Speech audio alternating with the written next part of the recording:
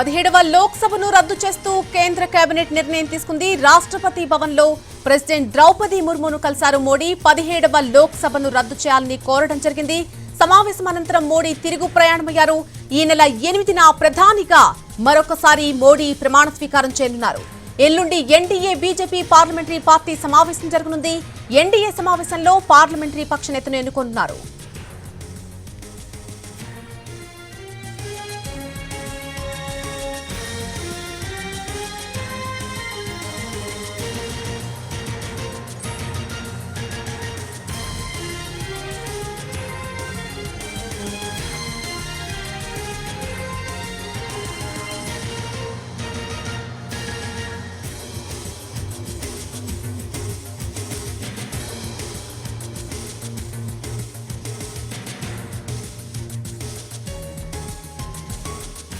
ప్రధాని పదవికి మోడీ రాజీనామాను ఆమోదించారు. రాష్ట్రపతి ద్రౌపది ముర్ము ఆపద్ధర్మ ప్రధానిగా కొనసాగాలంటూ కూడా కోరడం జరిగింది.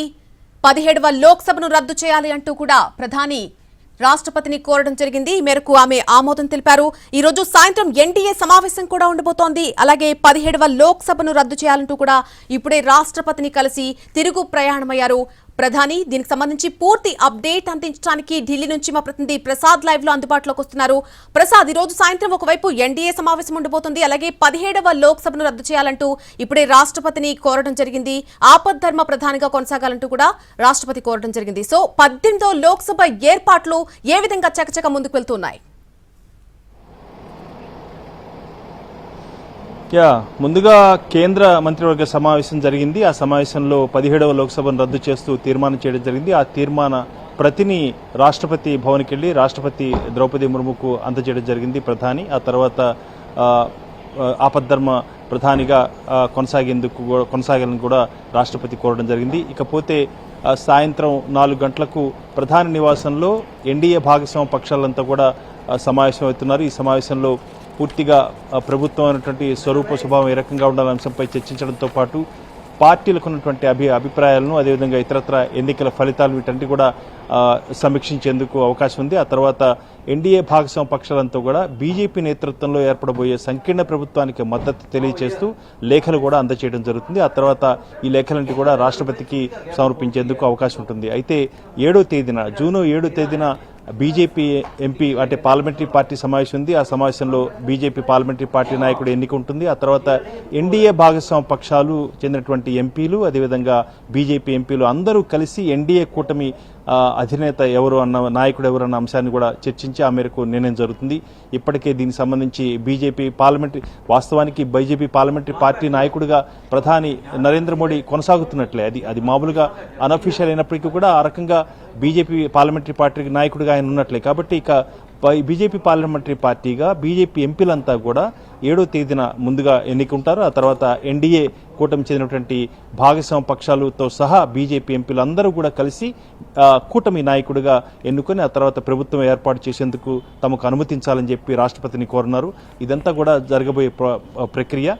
జూన్ 8వ తేదీన రాత్రి 8 గంటలకు ప్రస్తుతం బీజేపీ వర్గాల నుంచి అందుతున్న సమాచారాన్ని బట్టి ప్రధాని నరేంద్ర మోడీ నేతృత్వంలో 3వసారి ప్రభుత్వం ఏర్పడబోతుంది. అయితే ఈసారి ఉన్నటువంటి తేడా ఏంటంటే ఇది సంకీర్ణ ప్రభుత్వం. ఎన్డీఏ భాగస్వామ్య పక్షాల మద్దతుతో బీజేపీ నేతృత్వంలో ఏర్పడబోతున్నటువంటి సంకీర్ణ ప్రభుత్వం కాబోతుంది. ఆ మేరకు ఇతరత్ర భాగస్వామ్య పక్షాలకు పదవులు, ఇతరత్ర బాధ్యతలు వీటన్నిటిపై కూడా చర్చించిన తర్వాత ఒక కార్యాచరణ ప్రణాళికను రూపొందించుకుని ఆ మేరకు ప్రభుత్వం ఏర్పాటు చేసేందుకు మార్గం సుగమం ఏర్పడుతుంది. అయితే ప్రసాద్, 8వ తేదీన ప్రధాని ప్రమాణ స్వీకారం ఉండబోతోంది. మరి అదే రోజున కేబినెట్ ప్రమాణ స్వీకార కార్యక్రమం కూడా ఉండబోతోందా? ఏ విధంగా ఉండబోతోంది కేబినెట్ కూర్పుకు సంబంధించి? అంటే ప్రస్తుతానికి అందుతున్న సమాచారాన్ని బట్టి నూతన ప్రభుత్వం ఏర్పాటు చేసేందుకు రాష్ట్రపతి భవన్ ఇప్పటికే ఏర్పాటు చేసింది. 5వ తేదీ నుంచి అంటే నిన్నటి నుంచి 9వ తేదీ వరకు కూడా రాష్ట్రపతి భవన్ సందర్శకులకు అనుమతి లేకుండా దాన్ని మూసివేయడం జరిగింది. ఇతరత్ర అంటే ఫోర్ కోర్టులో దీనికి సంబంధించిన ఏర్పాట్లన్నీ కూడా రాష్ట్రపతి భవన్ ప్రాంగణంలో ఏర్పాటు చేస్తున్నారు. ఇవన్నీ కూడా 8వ తేదీ రాత్రి ప్రమాణ స్వీకారం చేసేందుకు అవకాశం ఉందని చెప్పి బీజేపీ వర్గాల నుంచి అందుతున్న సమాచారం బట్టి తెలుస్తుంది. ప్రధాని నరేంద్ర మోడీ తో సహా ఇతరత్ర ముఖ్య మంత్రిత్వ శాఖకు చెందినటువంటి మంత్రులు కూడా ప్రమాణ స్వీకారం చేసేందుకు అవకాశం ఉంది. భాగస్వామ్య పక్షాలందరికీ కూడా భాగస్వామ్యం ప్రభుత్వంలో కల్పించామన్న ఒక సందేశం ఇచ్చే విధంగా భాగస్వామ్య పక్షాలకు చెందినటువంటి ఎంపీలు కూడా ఆ సందర్భంగా ప్రమాణం స్వీకారం చేసేందుకు ఏర్పాటు చేస్తున్నట్టుగా తెలుస్తుంది. దీనికి సంబంధించి ఇంకా ఖచ్చితమైనటువంటి సమాచారం లేదు, కానీ అందరిది ఇది ఒక కూటమి ప్రభుత్వం అని తెలియజేసే విధంగా ఈ ప్రభుత్వ ఏర్పాటు ఉంటుందన్నది బీజేపీ వర్గాల నుంచి అందుతున్న సమాచారం బట్టి తెలుస్తుంది. 8వ తేదీ రాత్రి 8 గంటలకు నూతన ప్రభుత్వం నరేంద్ర మోడీ ప్రధానిగా బీజేపీ నేతృత్వంలో సంకీర్ణ ప్రభుత్వం ఎన్డీఏ కూటమి ప్రభుత్వం ఏర్పడబోతుంది. ఈరోజు సాయంత్రం 4 గంటలకు ప్రధాని నివాసంలోనే ఎన్డీఏ సమావేశం ఉండబోతోంది. ఇప్పటికే ఎన్డీఏ పక్ష నేతలంతా కూడా ఒక్కొక్కరుగా చేరుకుంటున్నారు. సో ఎన్డీఏ సమావేశానికి సంబంధించిన అప్డేట్ ఏంటి ప్రసాద్?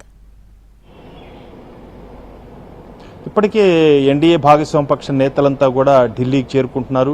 అదేవిధంగా ముఖ్యంగా ఎన్డీఏ భాగస్వామ్య పక్షంలో ప్రధానంగా ఉన్నటువంటి టీడీపీ నేత కొద్ది నిమిషాల క్రితమే ఢిల్లీ చేరుకోవడం జరిగింది. అక్కడి నుంచి నేరుగా టీడీపీ సీనియర్ ఎంపీగా ఉన్నటువంటి కె రామ్మోహన్ నాయుడు, కింజారపు రామ్మోహన్ నాయుడు నివాసానికి చేరుకుంటారు. అక్కడ ఉండి 4 గంటలకు నేరుగా ప్రధాని నివాసానికి చేరుకుంటారు. అదేవిధంగా నితీష్ కుమార్, బీహార్ ముఖ్యమంత్రి కూడా నితీష్ కుమార్ కూడా ఢిల్లీకి చేరుకోబోతున్నారు కొద్ది నిమిషాల్లో. అదేవిధంగా ఇతరతర భాగస్వామ్య పక్షాలకు చెందినటువంటి నేతలంతా కూడా ఢిల్లీకి ఇప్పటికే చేరుకోబోతున్నారు.